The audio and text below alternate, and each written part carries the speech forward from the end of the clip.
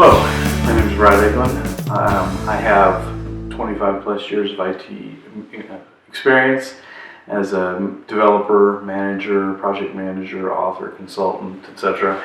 And 20 plus years of that is project management experience, generally in a technical environment. This video is brought to you by Project Smart at www.projectsmart.co.uk. It's a great independent project management site full of articles, helpful information for project managers, free templates, free ebooks, places to buy project management books, a great forum to network with other project managers and ask questions and respond to questions and seek advice. And it's a great site. I recommend you check it out. Again, that's www.projectsmart.co.uk. Now, what I'd like to talk to you about is approaches to risk management today. And I'm going to talk about what risk management is it important, do you need a formal risk plan, we can talk a little bit about tools, and I'd like to conclude with some common risk management mistakes. So, first off, what is risk management? Risk management is the process of identifying risks, assessing risks, taking steps to reduce risk to an acceptable level, planning for mitigating risks, and hopefully avoiding risks on your project. Is it important? Yes, I think logically we can all say risk management is important. I've got a move from one house to another with construction on the house that we're moving into, and if I'd done more risk planning, I probably would have been moved in a lot earlier. So I didn't necessarily practice what I preached on that, but a year later we're finally moved in, and risk management is important, let's put it that way. Why is it important? It's one of those necessary evils on the project. It costs money and time. I liken it to owning a car. Car ownership is important because you need to get from point A to point B, but unless you're a car collector, cars are expensive and time consuming. They cost money for gas and repairs and oil, etc., but you kind of need them to get from point A to point B. And risk management is not an exciting sexy part of the project, but it is something that if you don't perform it, you don't do it well, don't put some time and effort and money into it, you're likely to find yourself experiencing risks without preparation. You're going to experience rework on the project. You're going to go run over budget, run over time, which is so likely to happen anyway.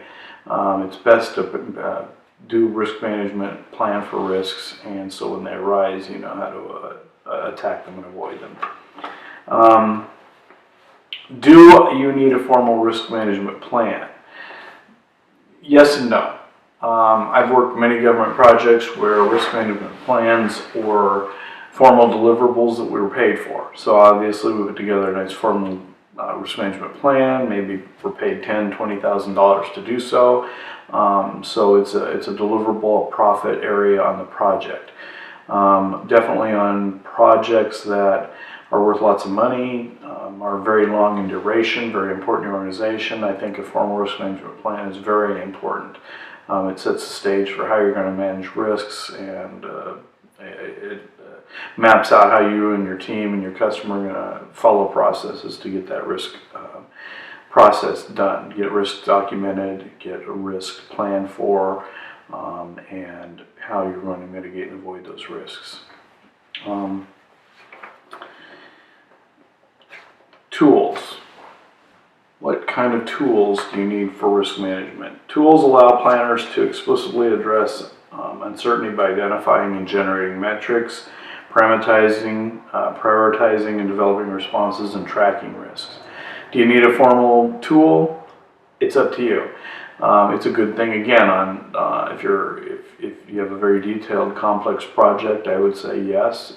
I have generally, on many occasions, used Excel spreadsheets to document risks, to manage those risks on an ongoing basis, to assign high, medium, low, or percentages to those risks in terms of likelihood to happen and importance of those risks, make assignments, etc. A spreadsheet may help, but there's lots of tools available. and you can find those by doing searches, the obvious searches, of course, risk management tools, risk management tool comparison, risk management software. There's many risks management tools out there that your organization can use. It all depends on how much you want to spend, how complex of a tool you need. There's simple tools too that allow just for documentation and tracking. So I would advise finding a comparison chart and site. There's several sites out there that are dedicated to reviews of different project management type software, including risk management software, and you can stumble on those and get good advice, probably even user testimonials. Next, I'd like to talk about common risk management mistakes. I've identified 5 that I wanted to talk about. The first one is starting from scratch. I'm big on never reinventing the wheel. I do that with my project schedules on projects, and I do that with risk lists. Because generally, if you're working for one organization, or you tackle projects in one industry or genre, your risks from project to project are going to be fairly similar. At least the basis of your risk list is going to be fairly similar. So start with that. Because if you start from scratch, you could end up with a never-ending process, never-ending list of risks. I think it's a tedious task. Risk management and risk identification is a tedious task anyway. So find a proven tool and method you've used in the past, a proven list that's a good one to start from, and let that kickstart your effort to get started. Otherwise, you might find yourself deer in the headlights and in trouble ever getting started. Another common mistake is replicating the audit process. Auditing and risk management are similar, but they are not the same. On a government projects I've worked with, we had to manage risks, but we also had the auditing and QA portion, look into the project on a quarterly basis as we'd report to the customer on how we were doing, and that audit process was very different from the risk management process. So they are not the same, and you can't look at them through the same lens. Overemphasizing the risk register is another concern. As I mentioned before, if you're as you're listing risks, as you're gathering your team together to go through risks that may happen on your project, it can be a never-ending process if you put too much emphasis on the risk register. What you don't want to do, the problem with creating a risk register is that some people never know when to stop. They'll keep piling on the risk, the most obscure, they'll end up making a never-ending process, and you may stop out of sheer exhaustion and overlook some important risks. So be real, be practical, and think about what actually might happen on your project that would cause problems, as opposed to every potential issue that could arise. You'll never be able to make that list. The fourth one is trying to quantitate using vague terms. I mentioned high, medium, and low. That's pretty vague. If you can, it's best to actually assess risks potential risks in terms of a dollar impact to the project and a real percentage of likelihood to occur. High, medium, low can mean 20 different things to 20 different people.